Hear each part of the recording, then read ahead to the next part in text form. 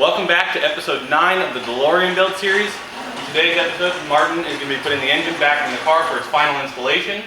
In the last day and a half, Martin and Steve have got the engine put back the rest of the way together. They've got the engine wiring harness back on. They've got the starter motor wired up, and the engine mounts are over that.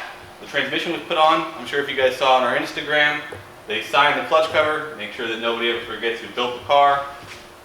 And now that that's all prepped, it's going to be going back in the car, so let's get right to it.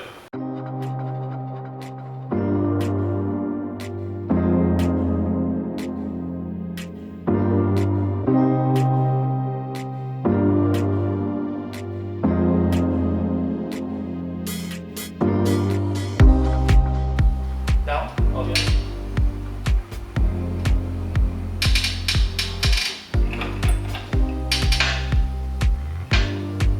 Down. Oh. Down. Oh, okay. Now.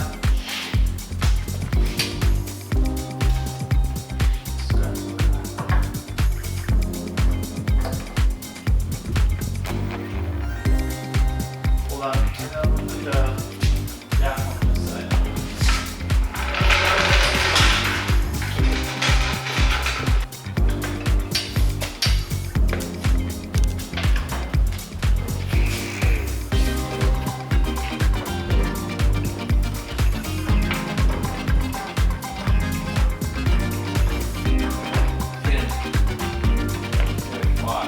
Oh, right there, right there.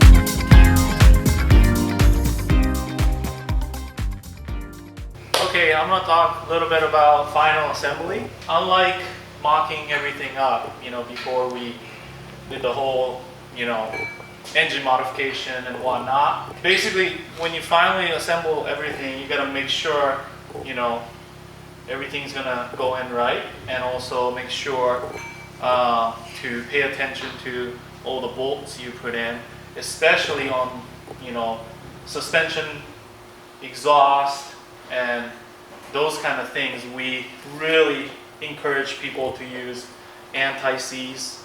You guys probably know, obviously. One anti-seize that we like to use is this marine grade, which is this really thick stuff and stays on the suspension for a really long time. So we like using this for like suspension and nuts and bolts, anything to do besides the engine.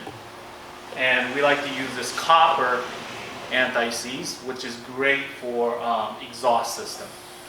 So later on when you go to service it, or if you have to take something apart, this will make sure that all the bolts come loose later on. Another key point is, take one for example, this custom intake plenum that we made. Everything is all put together now, but there's a step to put this together since we have a tight space to work with. Inside the plenum,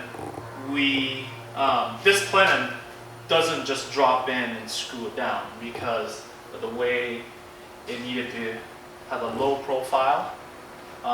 As you can see, all the bolts are hidden underneath. So underneath this plenum, there's a bottom intake manifold. And those bolts, I make sure to put Loctite, so when the engine's running and vibrating, things don't come loose. Eventually, once everything is in its place, we're gonna secure it with these eyelet things or zip tie or whatever. But it's a little bit of a mess right now, but it will get cleaned up later. For example, these lines are crankcase breather line. Our crankcase breather is inside of this tub. I still got to make a couple more fuel lines to connect to the intake plenum. Our surge tank is right over here, and this is our access panel, and we have a little hole here for the main fuel line to come out and split into 2 fuel rails. So I've already got a lot of stuff bolted up here. Next step is for me to tidy up some lines back here for the heater and also some of the turbo water lines that I still got to connect. And I will be installing the intercoolers next on top of that. And then that will be pretty much it for the engine bay.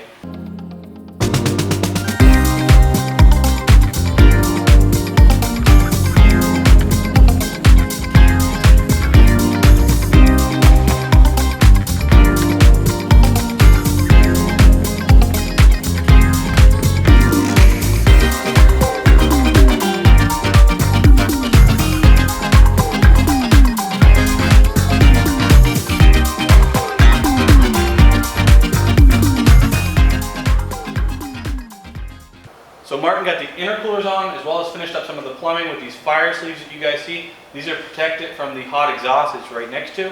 So the next step for Martin is to finish up the plumbing, including putting a fuel filter on and finishing up the fuel lines. Once the fuel lines are finished, Martin and my dad are going to pressurize the fuel system and check for any leaks within the entire system, make sure everything is sealed. That's really important for the safety of the driver before we ever run the car. Once that's done, my dad's going to wire the interior of the car up to the ECU. And then it's going to be pretty much time to run the car. So we'll see you guys in the next one. Thank you guys for watching.